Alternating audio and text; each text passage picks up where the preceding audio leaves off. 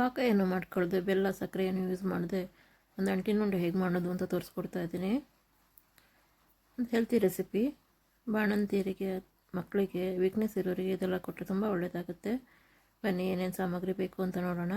1 cup ಬಾದಾಮಿ, 1 cup ಗೋಡಂಬಿ, ಅರ್ಧ cup ಪಿಸ್ತಾ, 3/4 ಕಪ್ ವಾಲ್ನಟ್, 2 ಕಪ್ ಖರ್ಜೂರ, ಹಾಗೆ 1 ಕಪ್ ದ್ರಾಕ್ಷಿ, ಹಾಗೆ ಅರ್ಧ ಕಪ್ನಷ್ಟು ಅಂಜೂರ, ಅರ್ಧ ಕಪ್ ಅಂಟನ್ನು ತಗೊಂಡಿದ್ದೀನಿ.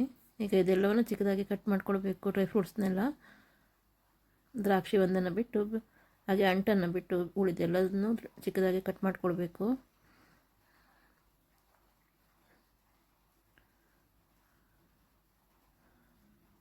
ಮಿಕ್ಸಿಗೆ ಹಾಕಿ ಪುಡಿ ಮಾಡಿದರೆ ತುಂಬ ನೈಸಾಗಿಬಿಡುತ್ತೆ. 2 ಸಲ ಮಿಕ್ಸಿಗೆ ಹಾಕಬೇಕಾಗೋದಕ್ಕಿಂತ ನಾವೀಗ ಚಿಕ್ಕದಾಗಿ ಕಟ್ ಮಾಡ್ಕೊಳ್ತಾ ಇದ್ದೀವಿ.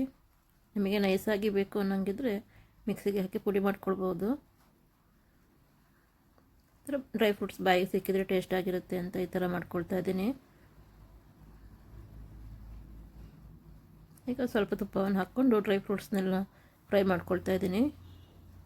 ಕಟ್ ಮಾಡ್ಕೊಂಡಿರೋ ಡ್ರೈ ಫ್ರೂಟ್ಸ್ ಎಲ್ಲವನ್ನು ಹಾಕ್ಕೊಂಡಿದ್ದೀನಿ.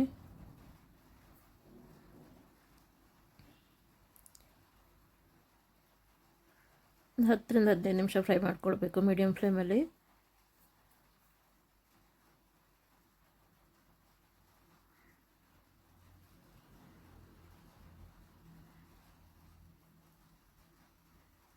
ಈಗ ಇದೊಂದು ಪ್ಲೇಟಿಗೆ ಹಾಕ್ಕೊಳ್ತಾ ಇದ್ದೀನಿ. ಫ್ರೈ ಆಗಿದೆ.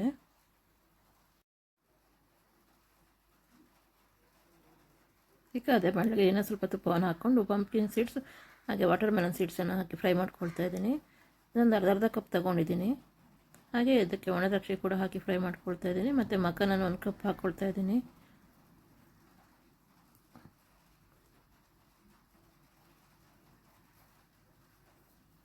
ಇದ್ದರೆ ಮಕ್ಕನ ಯೂಸ್ ಮಾಡಿ, ಇಲ್ಲದಿದ್ದರೆ ಇದಿಷ್ಟು ಡ್ರೈ ಫ್ರೂಟ್ಸ್ ಸಾಕಾಗುತ್ತೆ.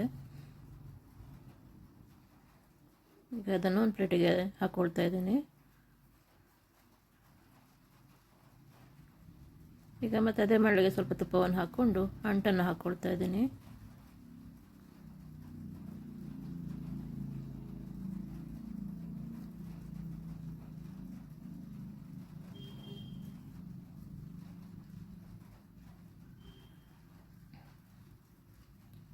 ಅಂಟು ಈ ಥರ ಫ್ರೈ ಆದಮೇಲೆ ಅದನ್ನು ತೆಗಿಬೇಕು.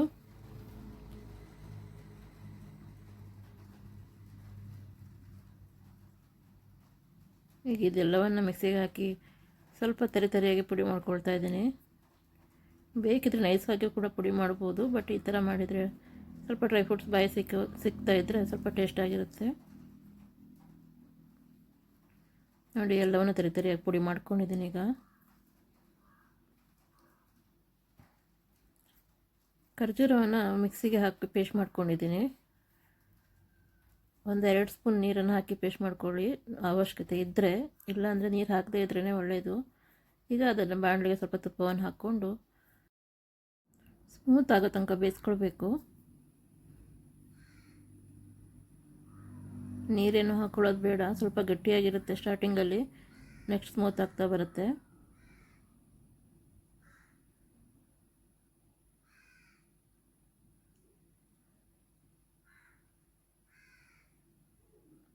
ನೋಡಿ, ಈಗ ರೆಡಿಯಾಗಿದೆ.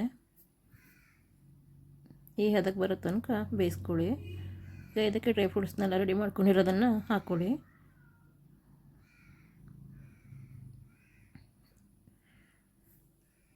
ನೀವು ಬೇಕು ಅಂದರೆ ಇದಕ್ಕೆ ಗಸಗಸೆ ಕೂಡ ಸೇರಿಸ್ಕೊಳ್ಳಿ, ತಂಪಾಗಿರುತ್ತೆ, ಇನ್ನೊಂದು ದೇಹಕ್ಕೆ ತುಂಬ ಒಳ್ಳೆಯದು.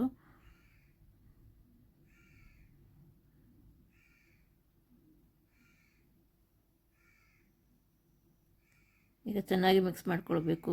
ಲೋ ಫ್ಲೇಮಲ್ಲಿ ಇಟ್ಟು ಮಿಕ್ಸ್ ಮಾಡ್ಕೊಳ್ಳಿ.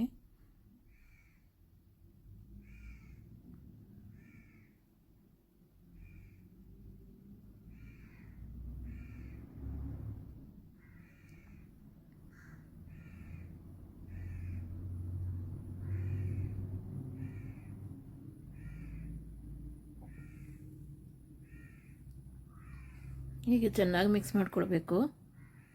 ಲೋ ಫ್ಲೇಮಲ್ಲೇ ಇರಬೇಕು. ನಂತರ ಈಗ ಇದನ್ನು ಪ್ಲೇಟಿಗೆ ಹಾಕ್ಕೊಂಡು ಚೆನ್ನಾಗಿ ಕೈಯಲ್ಲಿ ಮಿಕ್ಸ್ ಮಾಡ್ಕೊಳ್ಳಿ. ಸ್ವಲ್ಪ ಬಿಸಿ ಇರುತ್ತೆ, ಹುಷಾರಾಗಿ ಮಿಕ್ಸ್ ಮಾಡ್ಕೊಳ್ಳಿ.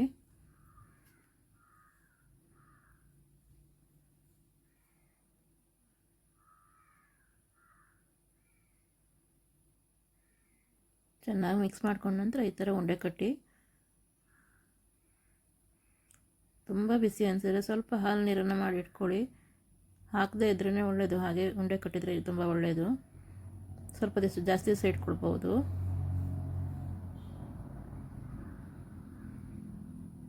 ನೀವು ಇನ್ನೂ ಬೇಕಂದರೆ ಇದಕ್ಕೆ ಕೊಬ್ಬರಿ ಕೂಡ ಹಾಕ್ಕೊಳ್ಬೋದು.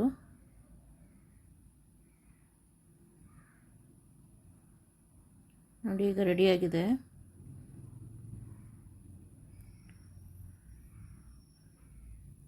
ನೀವು ಕೂಡ ಮನೇಲಿ ಟ್ರೈ ಮಾಡಿ, ತುಂಬ ಹೆಲ್ತಿ ರೆಸಿಪಿ ಇದು.